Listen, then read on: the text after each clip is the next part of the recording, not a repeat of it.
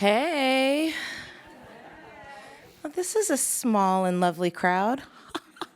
You guys are like thick in here. I heard there's overflow and everything. Get excited. We're about to have a great conversation. Y'all are so quiet. Hey, Chessa. Good to see you. What's going on? I'm glad to be here, although last time I saw you, I think there was a beautiful plate of some kind of avocado toast in front of you. I was very jealous. I'm looking around, all I see is water, so, you know. It's true. It's true. We'll talk about that really expensive avocado toast that I ate. But before we do, let me do the introduction so that the folks who are joining us on the live stream and on radio can join our conversation. So we'll start again, shall we? Hello and welcome to tonight's program with Inforum at the Commonwealth Club. I'm Alicia Garza, principal of the Black Futures Lab and co-founder of the Black Lives Matter Global Network. And tonight, I am really pleased to be in conversation with San Francisco's District Attorney, Chesa Boudin. Hey! Thanks for helping me welcome him tonight. We are going to have a conversation for about 60 minutes. We're going to go all kinds of places. You are also going to get to submit your questions. So if something is, those boots are excellent. If something is burning and you just have to ask it, there'll be folks walking up and down with cards, and feel free to submit your questions. Don't get mad if I don't ask them, but we'll try. Okay? I'm also giving lots of love to my folks from the Young Women's Freedom Center. Where y'all at? Represent, hey. Which is an incredible organization that is regional now. Y'all aren't just in San Francisco, y'all all over the place, fighting for justice for young people and making sure that young people get kept out of prisons and jails. True? Let's do it. Word? Y'all ready to get into it? Okay. So, Chesa, we have a lot to talk about tonight. You just won a campaign that I would 100% call an uphill battle. You were running against an incumbent, right, at the very last minute, and someone who was incredibly well-funded and well-backed and well-connected. Tell me about, what was the secret? How did you push the boulder over the mountain? What was the secret to your campaign that helped you to win? My wife. Hey. Oh. I say that, it's, everybody laughs and it is sweet, but it's really true. And I think the other campaigns didn't realize that they weren't taking me on, they were taking us on. And the work that she put in on top of her full-time job, helping organize all of our fundraising events, being with me at bus stops, early mornings, handing out literature, keeping me going through difficult debates. I think she came to 30 of the 33 debates. Hey. Those are good odds. It made a big difference. Yeah, excellent. Tell me what else. What else was the secret to your campaign? I mean, I know campaigns in San Francisco are fascinating.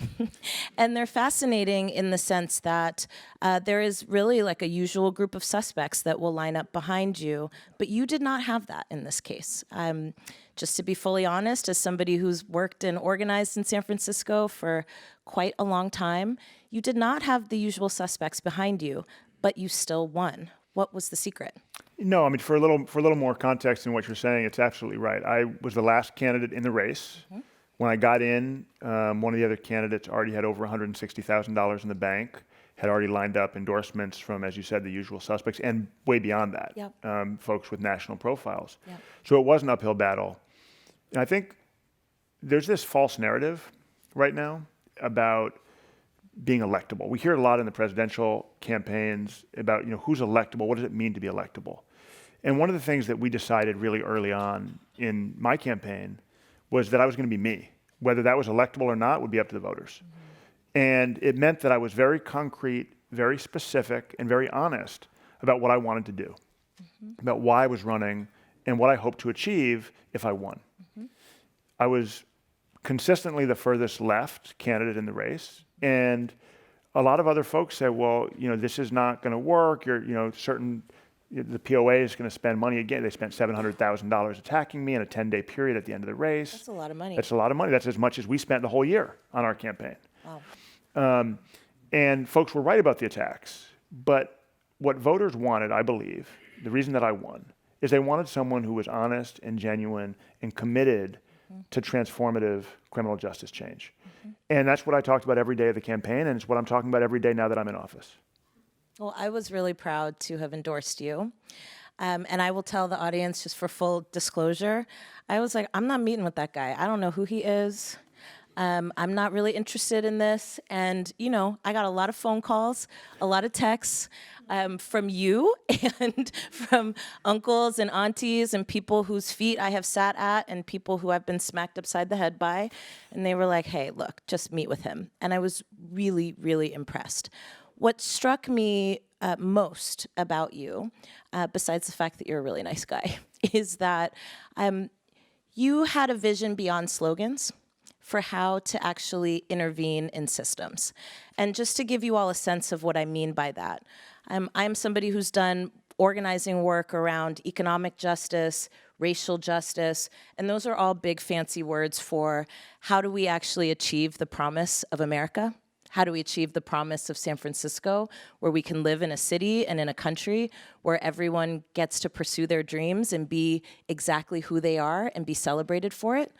And I will be honest with you, in election seasons, we hear a lot of slogans and rhetoric.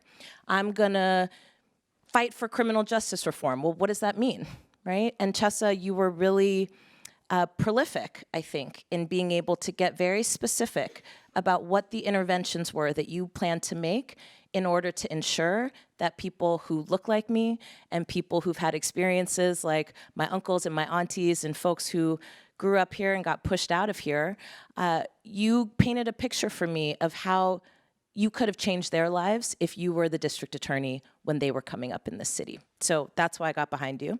And then I got really excited when I saw John Legend be like, I'm for that guy. That was awesome. I got excited too. I shed a tear. I was like, oh, this is amazing. But with that being said, I would like you to share with the audience your vision for how you plan to transform the criminal system in this city. We want to have your back and we want to support you, and so we need to know how. So talk to us a little bit about your vision and what kinds of interventions you think are necessary in this city to make it a city for everyone.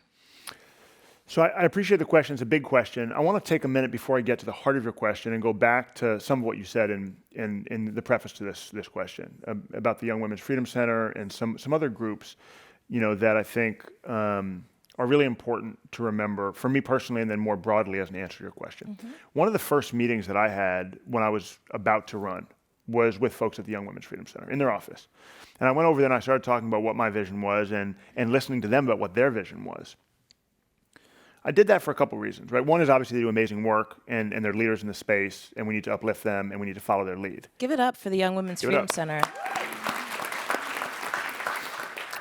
But I did it for a couple of other reasons that are important to think about here. So one is social change, historic transitions in policy and culture are often remembered for, you know, individual people, yep, right? Who make a difference, who get elected to office, or for a Supreme Court decision, mm-hmm, or for a massive record-breaking protest on Washington. Mm-hmm. But those moments that get written up in the history books and on the front page of the New York Times are not what actually bring about the change that we're fighting for. That's right. It's organizations and members of groups like the Young Women's Freedom Center that are on the front lines, coming up with the ideas, doing the work day in, day out, and all too often they get ignored and they get written out of the history and they don't get the credit that they deserve. So one reason why I started my campaign with meetings with groups just like them was that desire to follow their lead. But the other one is the other side of the coin, which is I knew that what I'm setting out to do, what I'm embarking on, I knew it then and I know it even more now that I'm in office, mm-hmm, is really difficult. Mm-hmm. The changes that I want to bring about, no matter how easy it is for me to sit here and talk in a moment, which I'll do, about what my vision for change is, having the ideas is only one small part of the process. There are deeply entrenched forces that will resist every single one of the changes that I talked with the leaders of the Young Women's Freedom Center about that day a year ago. And if I want to have a chance, just a chance, at accomplishing the goals I was elected to achieve, I can't do it alone. I cannot do it alone. I need to be held accountable by people who have the lived experience, by people who are coming up with the ideas, by people who are going to be directly impacted by the policies I put in place. If I walk away from the campaign and say, well, now I've won, I'm going to do what I do, and I'm just going to work with my executive team in my office, and you can keep doing your thing over there, I'll never accomplish anything. And I was specific and detailed in the campaign precisely so that the grassroots groups that supported me, or some that didn't, can hold me accountable to what I committed to do. And I'm counting on them to make sure that I'm able to fulfill the promises that I set out to achieve. So what are some of those promises? What is that vision? Right now, we have a criminal justice system that's really, really good at punishing people. It's really bad at healing the harm that crime causes, and it's really bad at preventing future crime. In fact, it perpetuates cycles of crime. I know that because I grew up visiting my own parents in prison. I've been impacted my whole life. I saw so many of my friends whose parents were incarcerated end up in prison themselves. People who didn't have to end up in prison. People who, with the right supports and opportunities, would have been on this stage in my seat. I was on the phone with one of them earlier today. He was deported, actually, because of things that were totally preventable. And so I was talking with him earlier today. He's in Trinidad now. It didn't have to happen that way.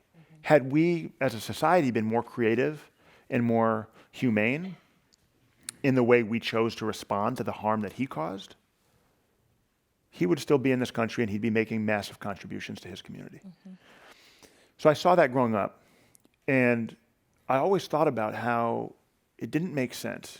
In my own case, the case of my parents, the crime they committed, where 3 people died and other people were seriously injured and harmed. It didn't make sense that the state was willing to destroy my family because of something my parents did. And they did it. They're not innocent. This is not about them being wrongly convicted. This is about what do we do with people who actually commit crimes.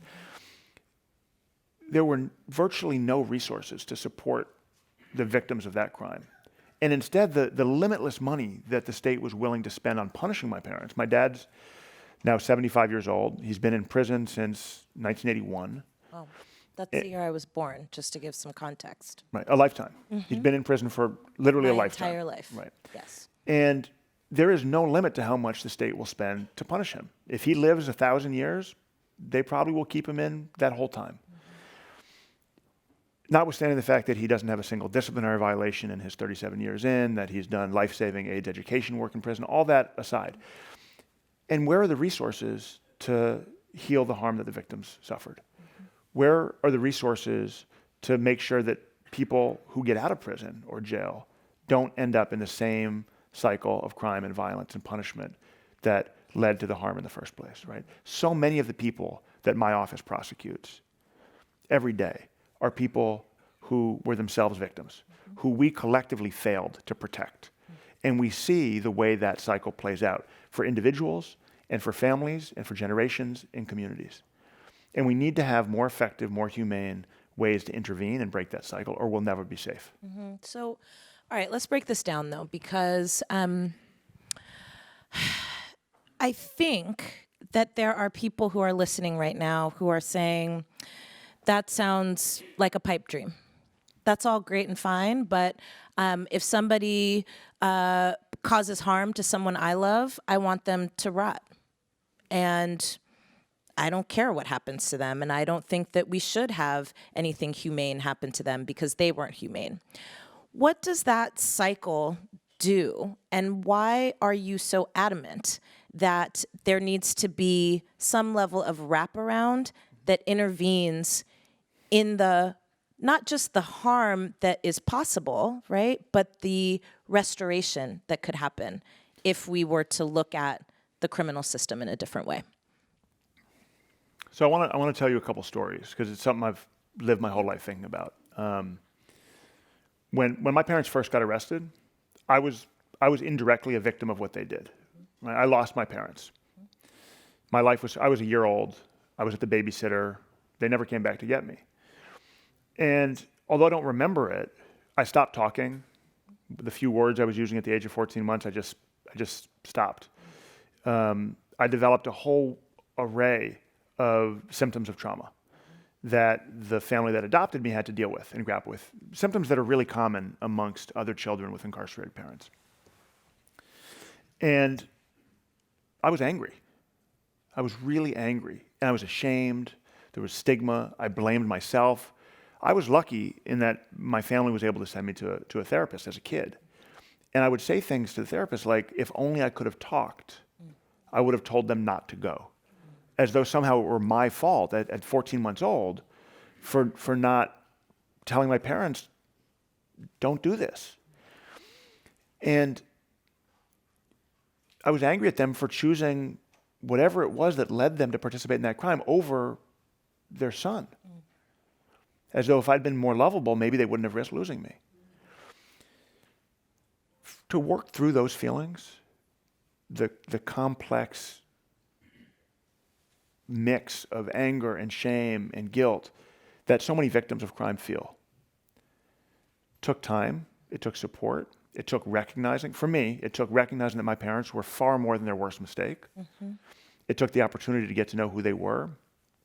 And it took learning to forgive not only myself, shouldn't have had to forgive myself, but I did, as many victims do, and also forgiving them. Once I did that, once I learned to forgive, I found a level of closure in my own life that allowed me to put the problems in school, the behavioral problems behind me. That's when I started getting the straight A's. That's when I earned a place in an Ivy League school. That's how I ended up on this stage. Mm-hmm. Forgiveness. Mm-hmm.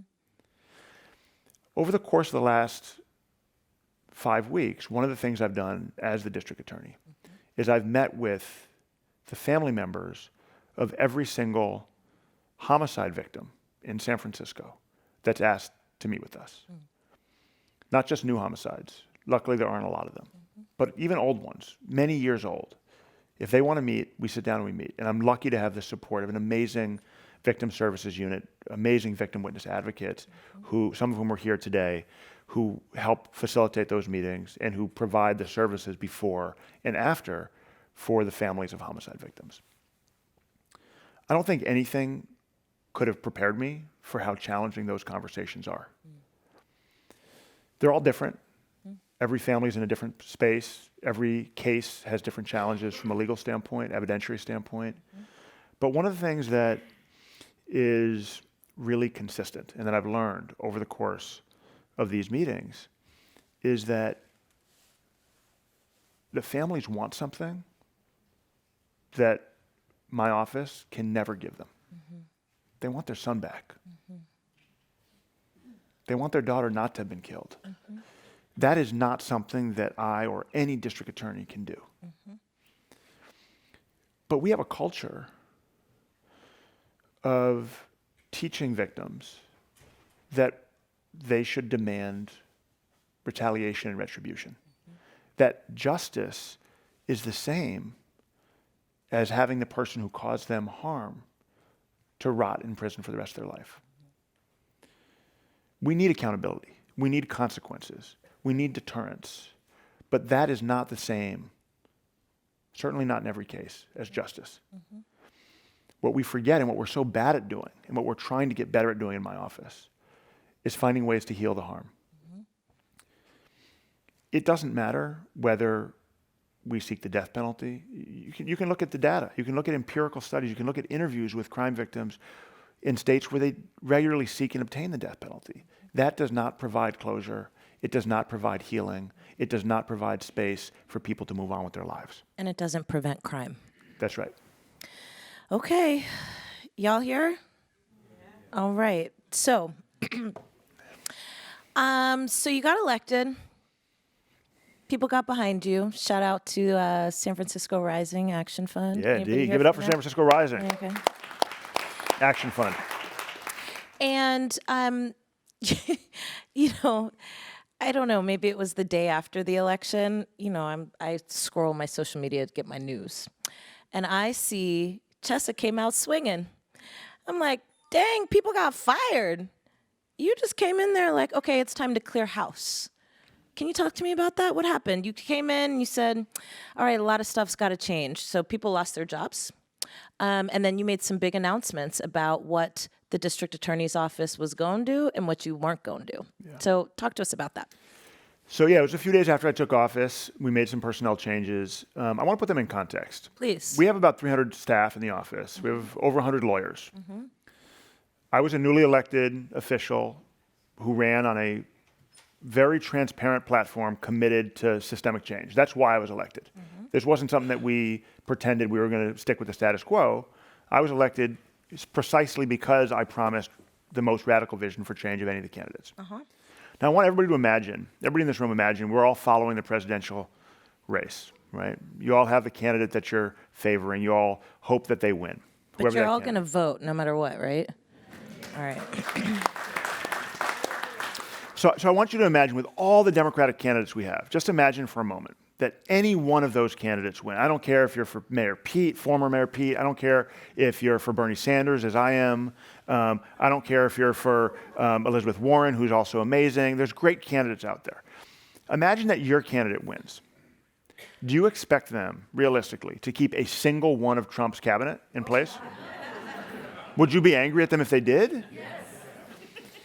So what we did with releasing from employment 7 attorneys out of more than 100 was precise, restrained, narrow, and it wasn't fun, even as limited as it was. It was one of the more difficult things I've had to do on the job because I value the people who work in my office and the years of service that they put in, so much so that every single day I hand deliver a handwritten note to every single employee, not just lawyers, on the anniversary of their hire date, thanking them for whether it's 1 year or 35 years of service. We value the people who work in our office, and we want them to be part of the vision that San Franciscans have for how we're going to keep our city safe. But to make the change that voters demanded, we have to make changes. And that's what we're in the process of doing. Well, can we give it up for that? Y'all so quiet. All right, so let's get into it, because some people might say I'm soft pitching you, so let's go. Bring it. Okay. You like how I just did that? Okay, so you know, so I'm a big fan, and Talk more about that. Okay.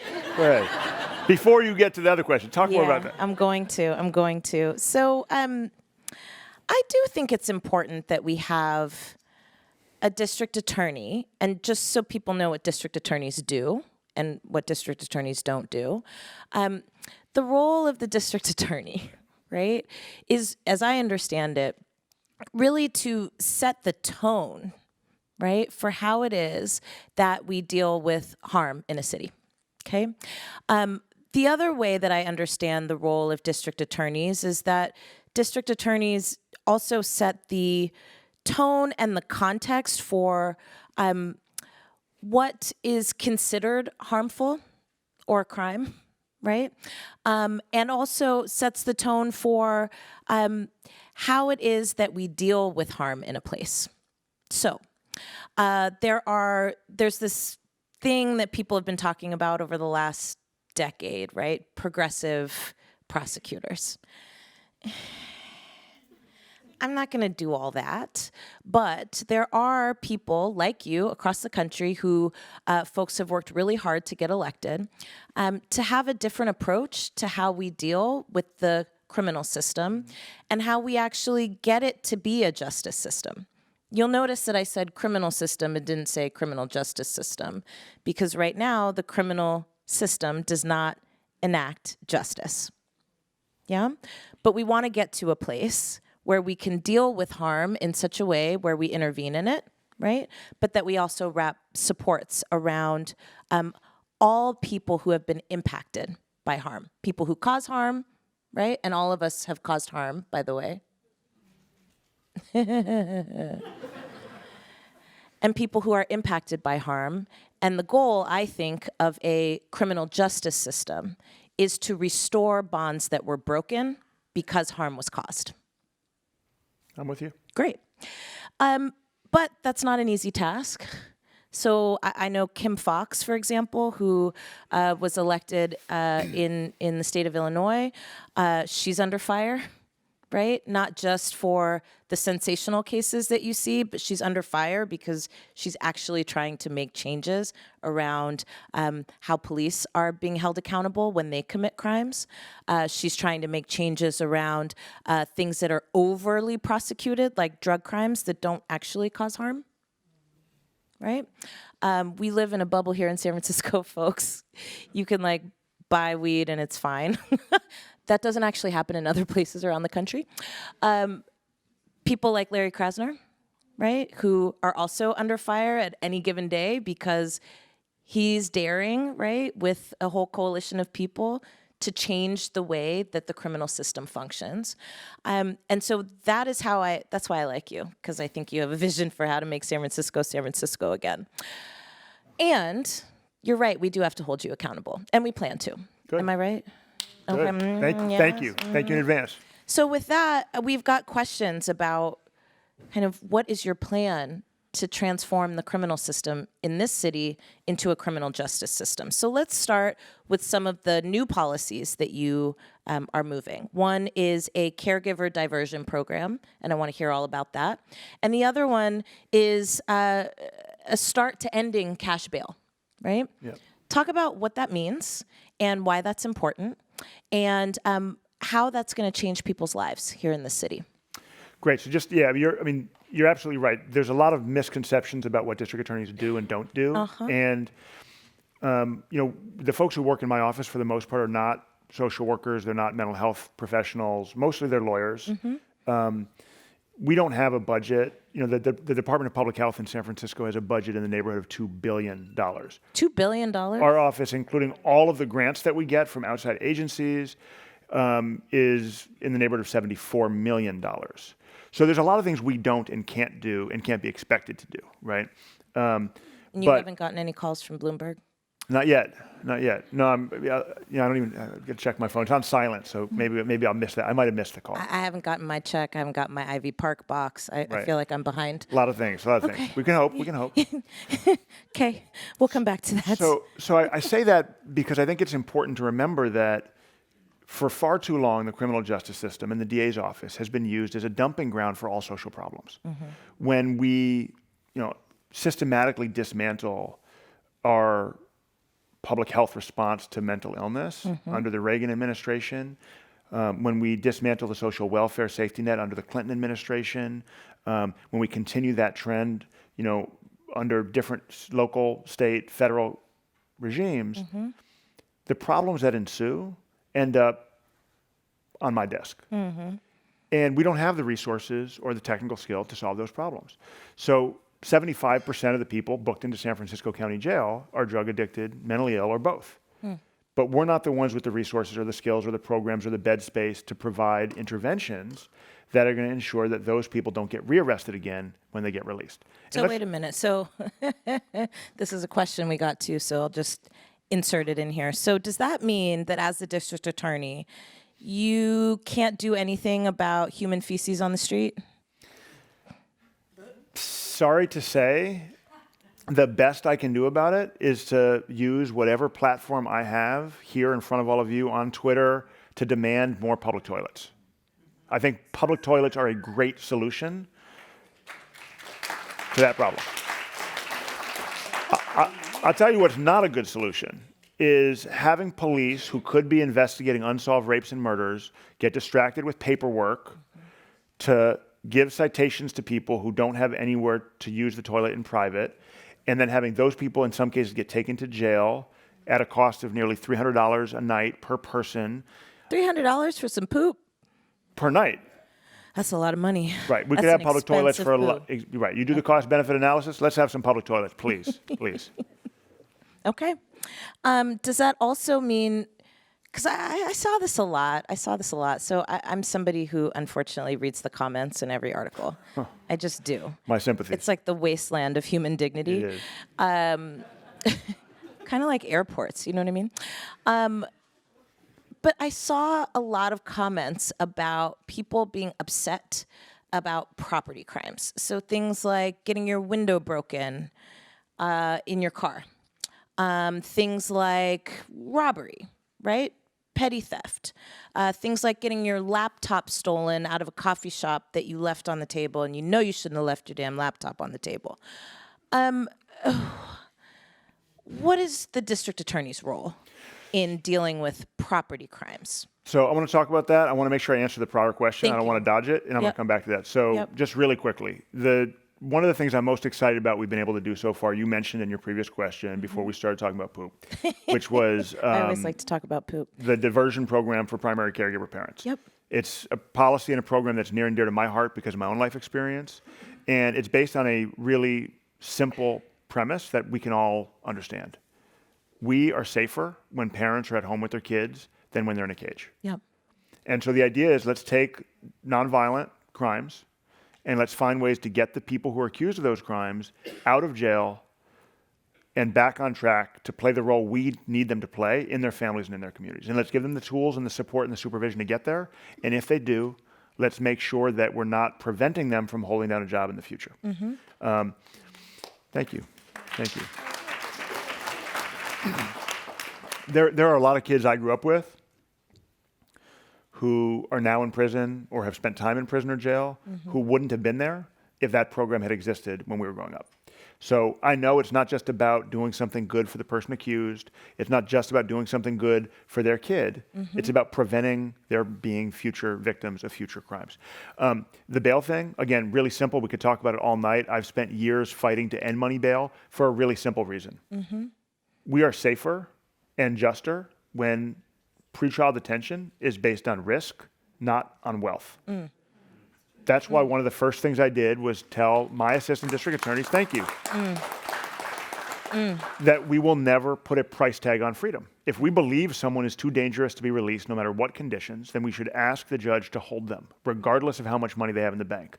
And if, on the other hand, we believe there are conditions that allow the person to be safely released while they're presumed innocent by the U.S. Constitution, then we should ask for those conditions, and they should have nothing to do with wealth.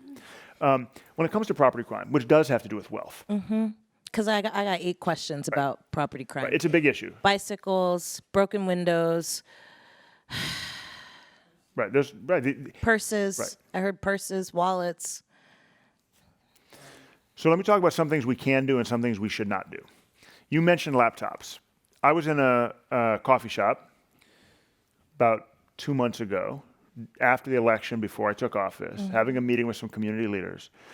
And middle of the afternoon, beautiful day, lots of people enjoying the sunshine in and outside of the coffee shop, community coffee shop, one of my favorite spots.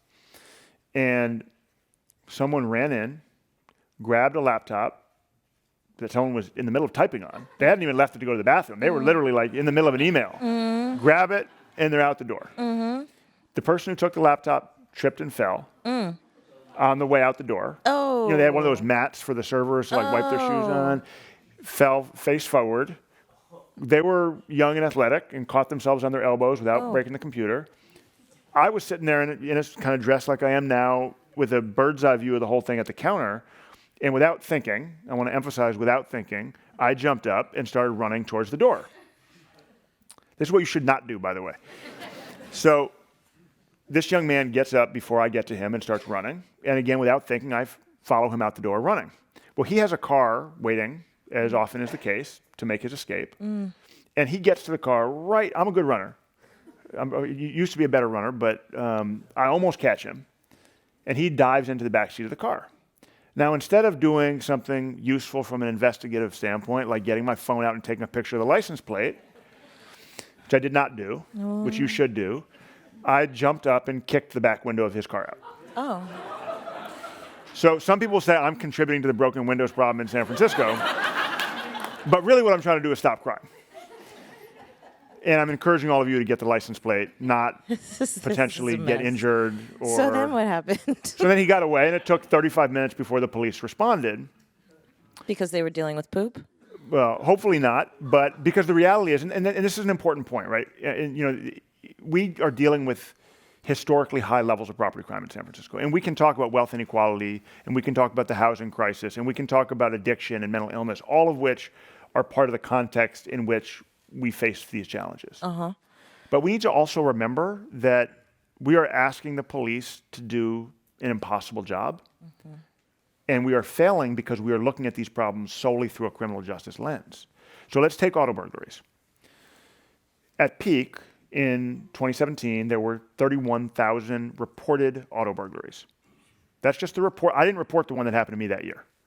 We know there were many more than that. Police made arrests in less than 2% of those cases. Less than 2%. So there are a lot of people, a lot of critics who say to me, harsher punishment, more prosecution. What are you going to do about auto burglaries? And I say, even if we were giving the death penalty to people who commit auto burglaries in San Francisco, 99% of them are getting away with it. It is not an effective response to focus narrowly on harsher punishments when our law enforcement agencies are unable to respond to the volume for a variety of reasons. These are crimes of opportunity. People don't commit them when there's a police officer there. People are willing to take high risks to get away from the police. We have police officers getting injured trying to make arrests. Property crimes turn into violent crimes in that way. Our whole approach to dealing with these is not working. Now, I will say that there's progress being made. The number of auto burglaries has fallen for 2 consecutive years. The district attorney's office last year filed criminal charges in over 84% of the cases that the police brought us. So we are prosecuting cases when we have them, but that solution, relying on police to make arrests, relying on my office to prosecute and ask for ever harsher sentences, will never solve this problem. So what's going to solve it? So a couple things. We have a 3-pronged approach. So I want to talk about all 3 prongs, right? One is education and prevention.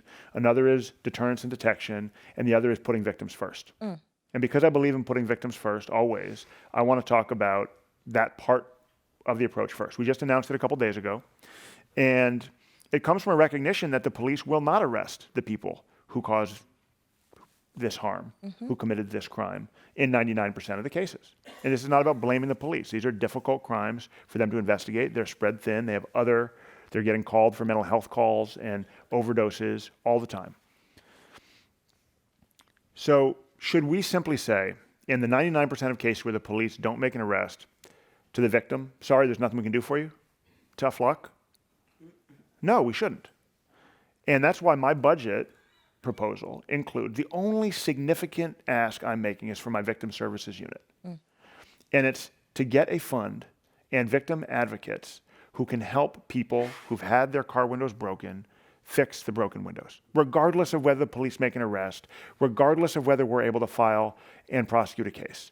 Put victims first. Let's heal the harm. Now, we announced that 2 days ago, and I'm surprised some people are out here saying, well, that's going to increase the number of auto burglaries. I'm like, really? How does paying victims restitution cause crime? How does putting victims first and remembering that even when we can't punish somebody, that justice still needs to be done? And it starts with fixing the broken windows. So that's something that I'm committed to doing. I'm hoping the rest of the city will join me in remembering that there are real victims of real crimes every day in San Francisco where there is no suspect who gets arrested and prosecuted. And yet we have an obligation to make them whole.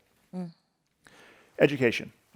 We live in a city, like most cities in America, with historic wealth inequalities. We have some of the richest people in the history of the world in this city. Fortunes never imaginable 10 or 20 or 50 years ago. And we also have some of the poorest people. People living off scraps, living on the streets, sleeping on the sidewalk with not even a blanket. We've all seen that. We've all seen it more often than we'd like to see it. When we have those extremes in close proximity, there's going to be some level of property crime.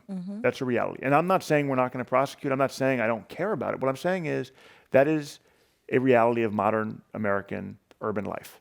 We have technology that allows us to have anything we want delivered to our doorstep with 24 hours notice. And we all work so hard that we're not usually home to pick up the packages. There are people who are going to take those packages sometimes. It's going to happen. And it's a crime, and we're going to prosecute it. But we want to do it in a way that's compassionate, that's humane, and that understands the root causes of that crime and that gets at them. Because if we put someone in jail for stealing a package off my front steps for the maximum, which is usually going to be 6 months, and put them right back on the street, we've cost the city a lot of money. We've exposed someone to the sexual assault that occurs in jails, to the contagious diseases that are transmitted in jails. We haven't reimbursed me for the missing package, and we haven't set that person up to do anything other than go back to stealing packages when they get out. So as we work to make jails places that are more rehabilitative, I mean, right now, let's just use some numbers. I like numbers. I know Andrew Yang's out of the race, but he's got the math pin. I'm channeling a little math here, right? We got math. So right now, the state of California dedicates nearly 10% of our state budget. We're talking about billions of dollars to the Department of Corrections, right? Not jails, not my office, not local police. We're talking about just what happens on the back end after someone's been convicted and sent off to state prison. 10% of our state budget. You know what percentage of all that money goes to rehabilitation? Any guess? 3%.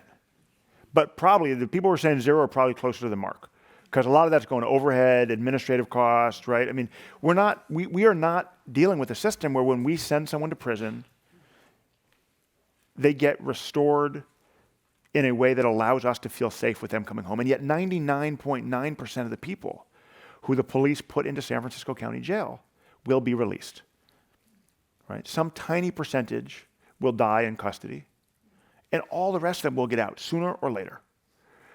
And we can talk about what a reasonable punishment is for someone who's stolen a package or someone who's done an armed robbery.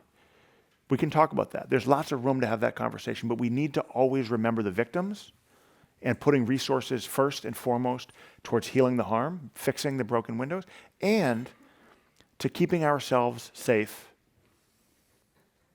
in the long term, to keeping people who we are holding accountable safe while we are giving them the skills they need to come back and live amongst the rest of us. We're doing a terrible job on all of those fronts. And when you asked me in the beginning, what's my vision for a criminal justice system? It's a system that remembers victims and prioritizes healing the harm first. It's a system that recognizes the full human potential of every single person, no matter how bad the mistakes they've made, no matter how many mistakes they've made, and finds ways to ensure that when and if they come back to live with us, they're safe to do so. They have the skills and the support they need to do so. Okay. We've talked about poop. We've talked about property crimes. I'm not going to ask any more questions about property crimes. There was a lot of them, but I think your answer was very substantive. Let's talk about young people, and let's talk about juvenile halls. So there was a successful campaign in this city to commit to closing juvenile hall. That's exciting. I heard snaps, and you can clap for that. Now we got to get it implemented. And we've got a bunch of questions here about what you will do to make sure that juvenile hall doesn't become a place, right, where young people are put because they don't have housing, because they don't have access to services, right? Juvenile hall is not the same as having safe and affordable housing. Juvenile hall is a place where we put people that we want to punish, and there are lots of people in juvenile halls, in prisons, and in jails, right, who we are housing because we don't have other places to put them, not because necessarily, right, they've committed harm that means that they deserve to be there. Right. So talk to me about your plan to make sure that young people are getting the support that they need, and talk to me about your plan to ensure that young people are not being overcommitted to places like juvenile hall. So it's an amazing historic development that the Board of Supervisors voted, thanks to leadership from so many folks in the community and Young Women's Freedom Center and other organizations, to close juvenile hall. And that vote was a critical first step.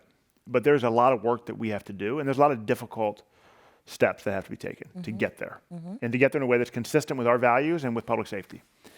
I grew up with a mother who worked in the juvenile system in Chicago. She was a lawyer, and she did all of her work in the juvenile justice system, as you know. And we used to spend Thanksgivings, many, many, many years, going to the juvenile detention center and serving Thanksgiving dinner to kids who were spending their Thanksgiving day in a cage. Yep. And I would love to live in a city where no kid ever has to spend Thanksgiving or Christmas or Easter or Passover or any other birthday in a jail.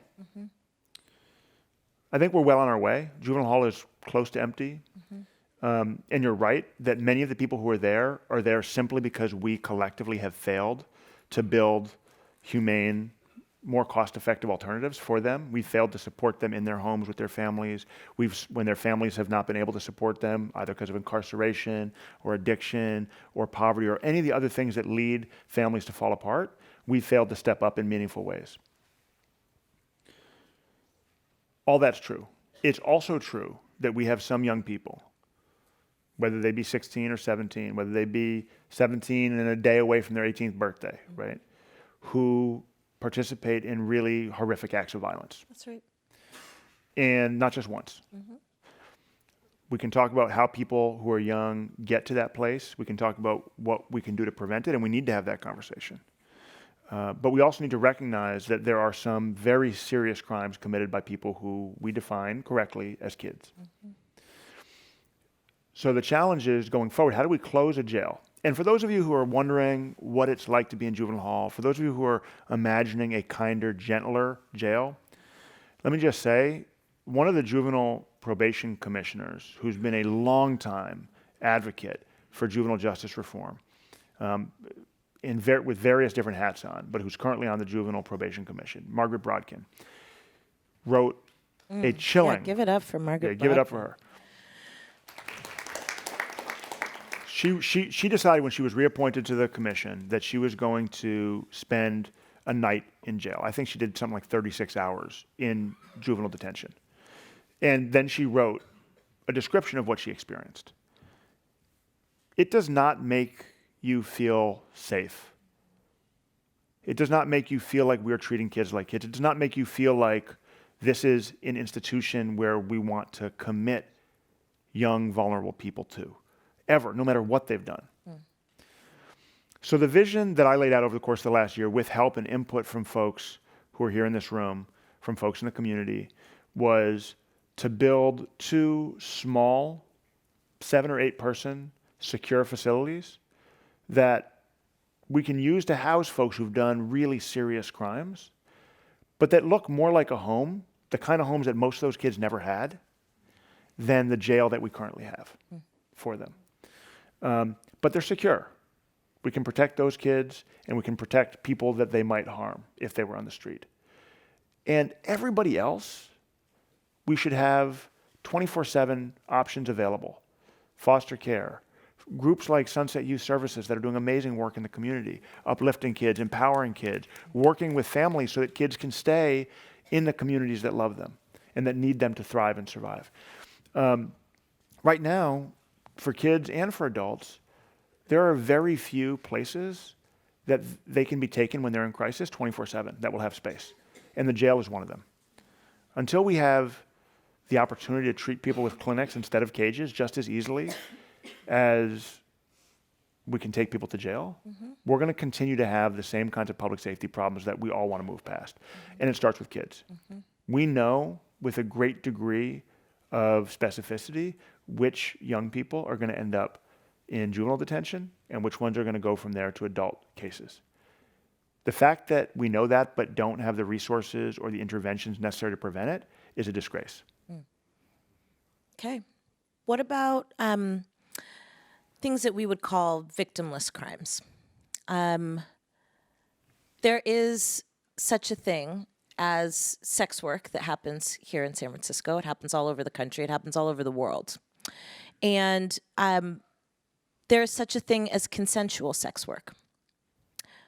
What is your plan and your strategy to make sure that people who engage in sex work consensually don't end up in prisons and jails and juvenile halls. So Prisons and jails. let me talk for a moment about right, because young people can't. Correct. About I corrected it. Slow down, everybody. about victimless crimes more broadly, and then I'll talk specifically about sex work. When I talk about victimless crimes, I'm talking technically about crimes where no person is named in a charging document, in a legal document, as being the direct victim. There's no person who could call our victim services unit and speak with a victim witness advocate and say, I was directly harmed in this way and I need your help. A huge percentage of the crimes that we prosecute today fall into that category. They're technically victimless crimes. It doesn't mean that there are not people who are harmed by them or people who are exposed to risk or even trauma, right? So let's talk about drug sales in the Tenderloin, for example. About 20% of my general felony caseload right now are drug sales cases. There's not a named victim in any of those cases. There's a community, there's a city, there are people who are harmed by the addiction crisis in this city, by open air drug use and drug sales. But those are technically victimless crimes. Doesn't mean that there's not a community that's suffering because of the way our city has forced drug use and drug sales into a very, very small area that's densely inhabited by families. So my approach to consensual sex work is to say, well, there are some people who may be offended by it and who may understandably not want it in their front yard or in their neighborhood. It is not a good use of criminal justice resources. It's not a good use of police officer time to make arrests. And in fact, it makes us less safe. So I want to talk specifically about why criminalizing consensual adult sex work makes us less safe. We know that people engaged in sex work are unusually vulnerable. There's an entire industry which is criminalized, pimping and pandering.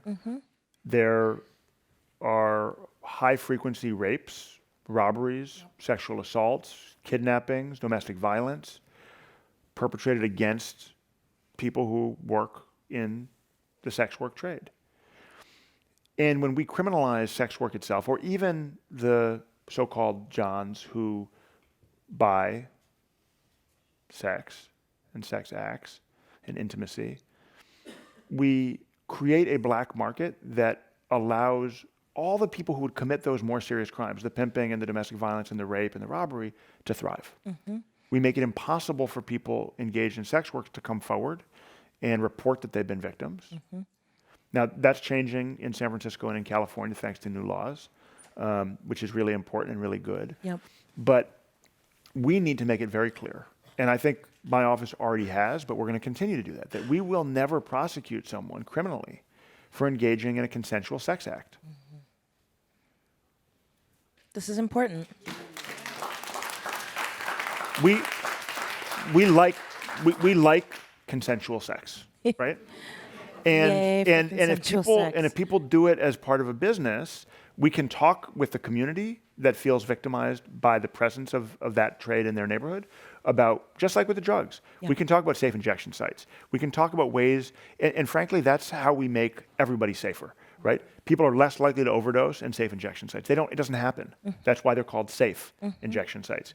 People are less likely to get raped or robbed if they're engaging in sex acts in ways that are regulated and transparent and have the full protection of the rule of law, rather than being pushed into dark corners and alleys. And so when we recognize the greater harms that we're causing, I think we can take a step back and say, this is not what public safety looks like. So there's so many things that we have to talk about, and thank you for 1,000 questions. You know, the thing that strikes me from all of your responses is that there's the symptoms of the problem that your office is having to deal with, and then there's the root cause of a problem. That's right. And as long as we're attacking symptoms and not root causes, we're really having to find creative ways to deal with symptoms, but not actually intervene in the problems. So, you know, being somebody who's born and raised in the Bay Area, and there's not many of us left, I can't help but be conscious of the fact that the reality is that wealth inequality in this city has increased in my lifetime. There is unprecedented wealth in the city, and yet there are so many people who are sleeping on streets because they don't have shelters to go to, and they certainly can't afford housing in the city. There are so many people who are forced to literally scrape their dignity off of the cement, while just half a block away, right, there's lavishness. And so I guess my appeal to this audience who is rightfully upset, I've had my car window broken 100 million times. There are auto glass places that have made a lot of money off of me. And every time it happens, I mean, I've had so many things happen to me in this city. But I will say that what strikes me every time is that in the wealthiest city almost in the world, that it's unfathomable to me that we can't figure out how to really address problems, right, at the root that would make our quality of life, all of our quality of life, better. If you don't like stepping over people who are sleeping on the streets, make sure there's affordable housing for people. If you don't like seeing people sell sex, make sure that there are economic opportunities for people. If you don't like young people committing crimes, right, make sure that schools are quality. Make sure that there are places and supports for young people whose families have failed them, quite frankly. And make sure that we as San Franciscans become a community that takes care of each other. That's why people come to the city. That's what's attracted people to this city for generations, and it's slipping away. So symptoms, root causes, it seems pretty obvious to me. Let's dive into a couple of other things because we've got a few minutes left. There's really important questions I want to ask you. One of them is about white-collar crime, which also happens here in the city. And certainly there's lots of questions here about corruption in city government. I couldn't not. I mean, we talked about windows, man. I'm like, let's talk about people who are taking bribes and selling contracts and, you know, all those things. What role does your office have in any of those things? What are we doing about people who are selling access to the highest bidder? Well, and do those departments have money? Because I feel like a lot of them do have a lot of money. Okay, well, what are a lot more than us. We don't really contract. That? That's not what our agency does, right? You have other agencies in the city that are giving out hundreds of millions of dollars in grants and billions of dollars in contracts, and so there are these opportunities for corruption. Mm-hmm. Let me just take a step back. We live in a moment in American history that we hope to be able to look back on and say this was a low point nationally, right? We hope that 5, 10, 15 years from now, we will look back on this moment and say that was an aberration from the country that we're proud to live in. Or in 11 months. I heard that. Whether or not we're able to do that depends in large part on all of us, on what we do, on the movements that we're part of, that we're building. But it also depends on local government, on people like me, on grassroots organizations like the Young Women's Freedom Center, on holding elected officials accountable. And when we see the kind of corruption that's alleged in the recent federal indictment, right, here in San Francisco, when we see those kinds of allegations, it undermines at the local level, at the level that's most directly involved in governance and in daily activity for people who vote and pay taxes and go about their lives in our community, faith in democracy. And we have enough challenges to our faith in democracy at the federal level right now. We don't need that at the local level. And so if I do nothing else over the course of the next 4 years, but help San Franciscan voters feel a little more confident in the integrity of our local government, that'll be an accomplishment. Does that include policing? It does. And let me talk as a transition to the police accountability issue about one of the challenges we have, because this is true for the government corruption and it's true for policing. Our office, the district attorney's office, we talked about what do we do and what do we not do. We are not set up to be an investigating agency. The police do the vast majority of investigations for us. The cases that we take the police investigation, sometimes we do a little follow-up, we go to court, and we make a case. That's how we're set up. So when it comes to complex white-collar investigations that involve wiretaps for a year, when it comes to enforcing laws that the police themselves violate, there are real challenges from a resource standpoint, from an infrastructure standpoint, from a culture standpoint. And those are challenges that I am confronting every day and trying to make changes to address. They're not gonna go away overnight. So I'll give you some examples.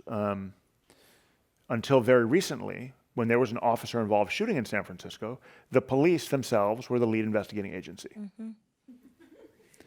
Right. I mean, people are laughing because there's an obvious conflict of interest.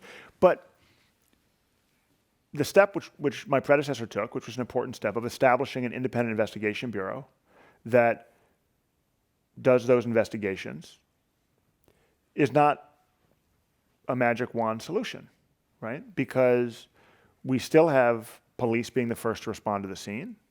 We still have police almost always doing their own investigation into potential criminal charges against the person who was shot.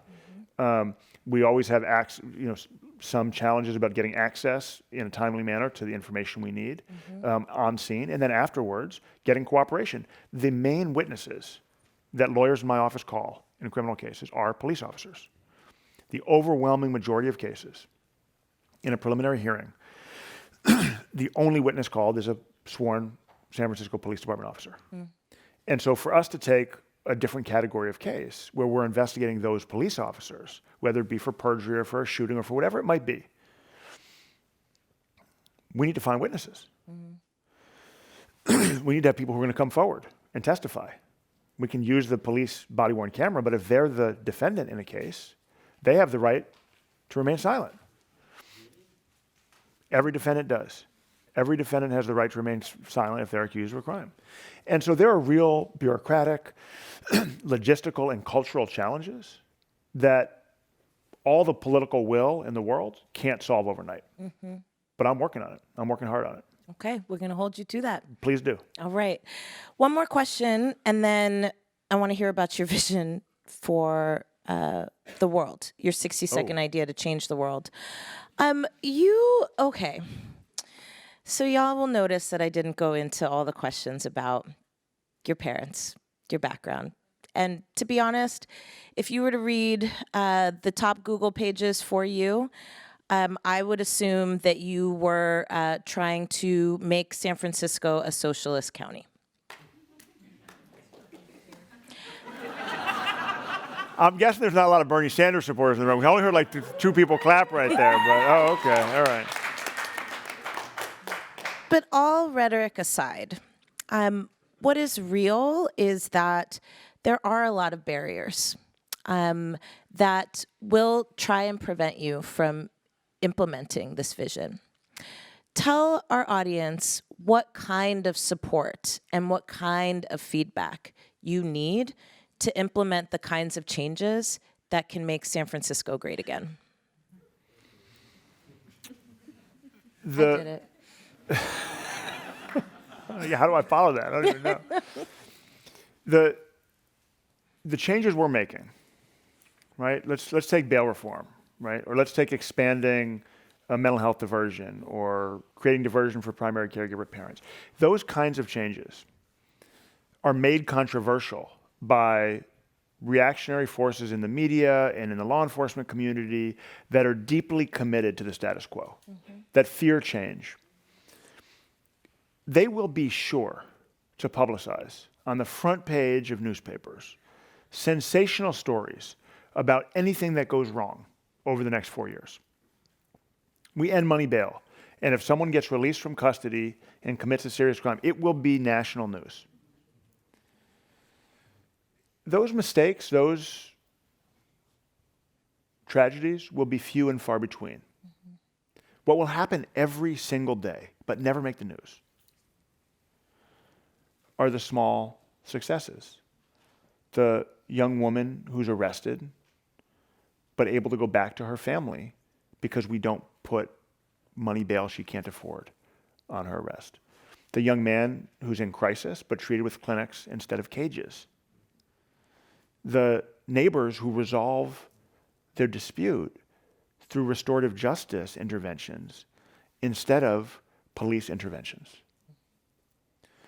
Those successes, they'll happen every day, but they'll be small and transformative. Pay attention to those changes. Be your own voice for broadcasting those successes far and wide. We need to tell those stories. We need to remember that just because it's not on the front page of the Chronicle doesn't mean it didn't happen, and doesn't mean it's not important, and doesn't mean it's not transformative in our criminal justice system. Oh, shame.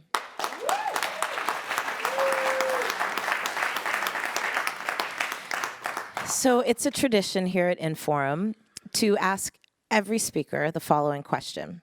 What is your 60-second idea to change the world?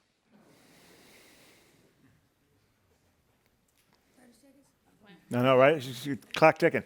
I'm focused on criminal justice, and I think that, in this country, we sadly, we live in a country where our culture is largely defined by crime and punishment. The majority of Americans, like me, have an immediate family member who is currently or formerly incarcerated. And so we talked about this earlier, but my idea is that we start investing as much in prevention and healing for victims as we do in punishment. If we simply have parity around the prevention and healing, investment in healing the harm, and making sure people who are vulnerable and whatever you want to say, at risk, whatever that means, have the supports they need so they don't end up committing crimes, put as much on that side of the budget as you put into the prisons and the jails and into the militarization of police departments. We will live in a much safer, more humane society and world. Like that. Yes.